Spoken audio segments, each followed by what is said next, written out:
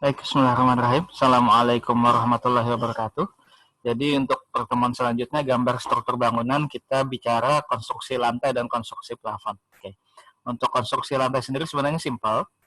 Nah, jadi ada gambar ini. Nah, ini adalah potongan rumah kalau kita potong dia mulai dari pondasi sampai ke atap. Jadi mulai dari tanah. Biasanya supaya dia settle kan kita menggunakan pasir uruk ya. Di sini pasir uruk. Kemudian ada pondasi dangkal.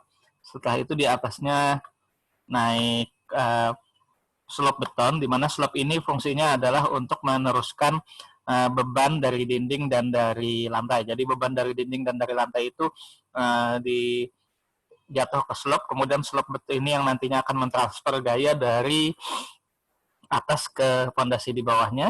Nah, lantai sendiri di sini umumnya pertama ada skrit lantai, kemudian ada perekat, ada penutup lantai ini biasanya kan ubin atau tegel yang kita gunakan, keramik gitu.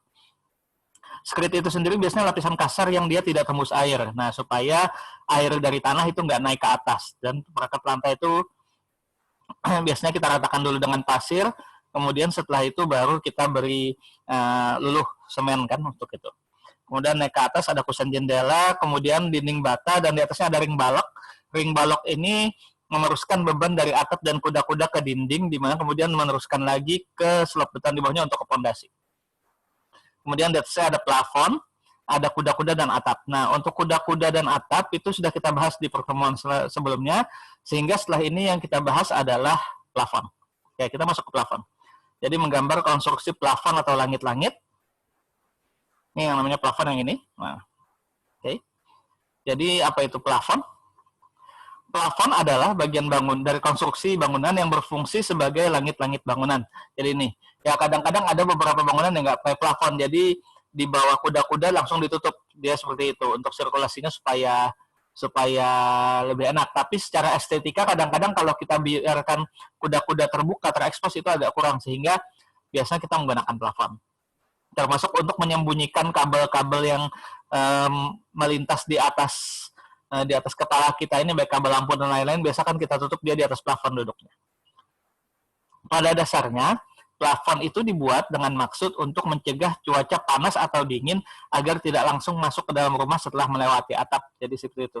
Jadi misalnya ada angin tembus dari atap masuk kuda-kuda, itu nggak langsung masuk ke ruangan, tapi paling nggak tertahan di ruang antara kuda-kuda dan plafon itu sendiri. Oke, next. Nah, ini gambar tadi juga sama. Jadi plafon di sini fungsinya, penutupnya ini bisa multiplex atau sekarang gipsum, rangkanya sendiri bisa kayu, bisa bajaringan, ya, paso bajaringan. Nah, ini contoh yang di hotel-hotel ini dari gipsum, jadi dibulati seperti itu.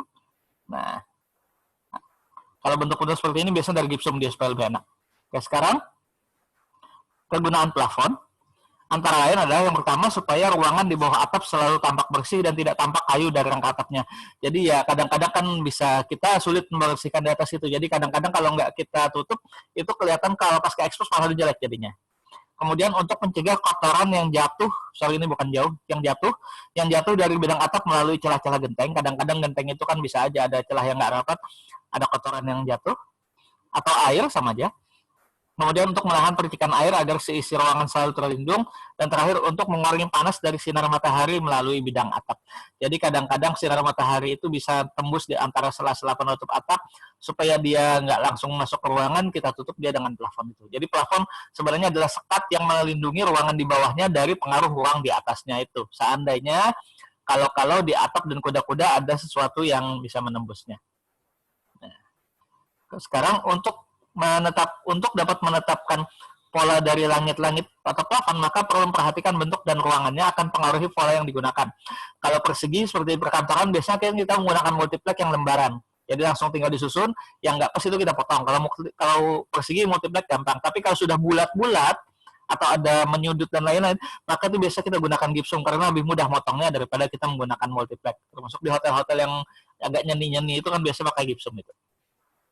Bahan yang digunakan bisa asbes, kalau zaman dulu asbes, sekarang sudah jarang sekali asbes ada, triplek atau multiplex ataupun jenis lainnya, sekarang bisa gypsum board atau kalsi board sama aja. Kemudian tinggi rendahnya penutup itu juga sama, tergantung dari Biasanya tinggi plafon ya setinggi dinding dikurangi sedikit. Jadi ujung dinding sama ujung plafon ada sedikit bedanya ini. Kemudian menggunakan list atau tidak, list itu ya posisi pas di pertemuan ini, itu listnya di situ. Nah, kemudian pembagian jalurnya juga 100 kali 100, 60 atau 60 80. Jadi kayu-kayu yang ini kayu-kayu yang ini kayu-kayu atau ini. Nah, ini kan ada polanya untuk tempat plafon menggantung apakah 1 meter atau 1 meter, kita bikin kotak-kotaknya 60 atau 60 80. Nah, ini contoh gambar, ini contoh detail konstruksi plafon. Jadi kalau kalian bikin bangun sampai detail ya ini harus digambar juga. Nah, contohnya ini ada pertemuan 1, 2, 5. Ini kayunya 612 ini menunjukkan kayu 612 ya. Jadi kayu penggantung 612, ini kayu 612. Ini kayu 57. Jadi kayu 57 ini menggantung di 612, makanya 612 ada penggantung.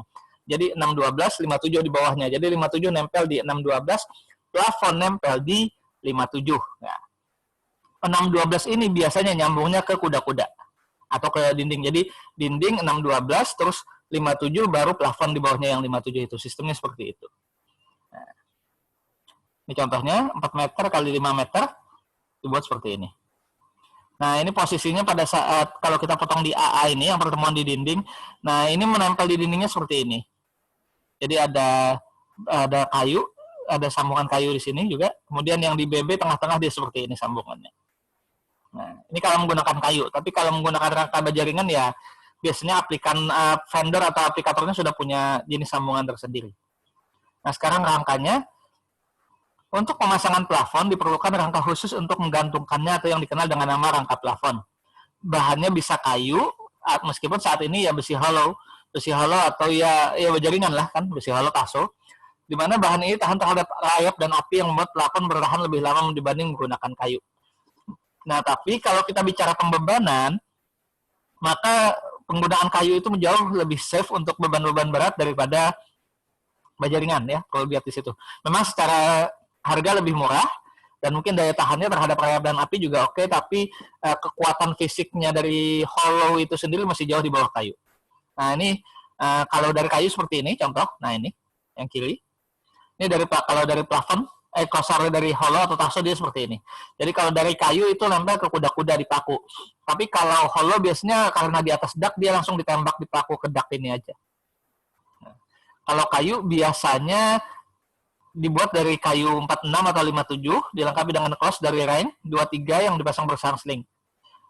Kalau kuda-kuda papan cukup menggunakan Rain 34 cm. Nah, ini contoh. Kalau lantai atasnya papan, langsung paku ke papan sini, terus ada kayunya, ini pakai gipsum di sini.